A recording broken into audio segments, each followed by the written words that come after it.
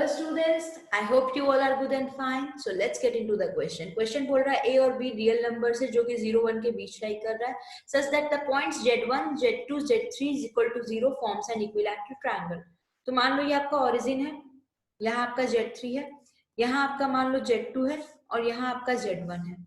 ठीक है, ये आपका 0 के बराबर है. Got it? इनके बीच का एंगल क्या होगा? 60 डिग्री होगा.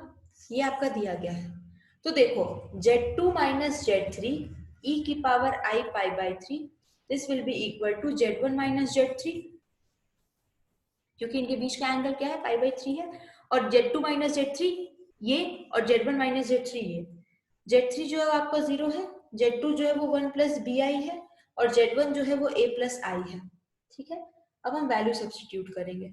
तो 1 प्लस BI e की power I pi by 3 is equal to A plus I. 1 plus BI 1 by 2 plus I under root 3 by 2 is equal to A plus I. 1 by 2 minus under root 3 B by 2 plus B by 2 plus under root 3 by 2 I is equal to A plus I. Just let me make it a more simple. Plus B by 2 plus under root 3 by 2I is equal to A plus I. A is equal to equating the real and the imaginary part. B by 2 plus under root 3 by 2 is equal to 1. ठीक है. Now अब हम क्या करेंगे? Solve करेंगे. V की value क्या आएगी? 2 माइनस अंडर रूट 3 और 1 माइनस अंडर रूट 3B जो होगा वो 2A के बराबर आएगा. तो 1 minus under root 3 2 minus under root 3 is equal to 2A होगा. Got it. A की वैल्यू क्या आएगी? 1 minus 2 under root 3 minus 3 minus 2 under root 3 by 2. A की वैल्यू आएगी -1 minus under root 3.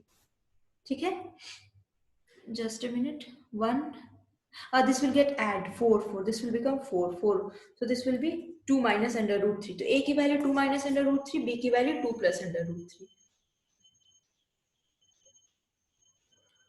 No, both values are coming 2 minus under root 3. I'm sorry, both values are coming 2 minus under root 3.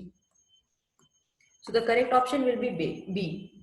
तो हमने इसमें क्या किया? देखो बेसिकली हमने इसमें क्या किया कि A और B रियल नंबर आपका दिया गया है. ठीक है, जो कि आपका 0 1 के बीच में लाई कर रहा है और पॉइंट्स जो दिए गए हैं वो ये दिए गए हैं.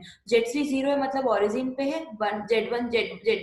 Z1 जो है वो आपका A प्लस I है और Z2 जो है वो 1 प्लस BI है. ठीक है, अब Z2 minus Z3 into E की पावर I पाई बाई 3, क्योंकि हमको इनके बीच का एंगल पता है तो ये बेसिकली E की पावर I पाई बाई 3 से रोटेट होगा. तो फिर ये वाला पार्ट हमें मिल गया. तो हमने वो इक्वेशन को यूज करके रियल और इमेजिनरी पार्ट को इक्वेट कर दिया, जिससे हमें A और B की वैल्यू मिल गई और दोनों बराबर आएगी. I hope you understand the video. Thank you so much.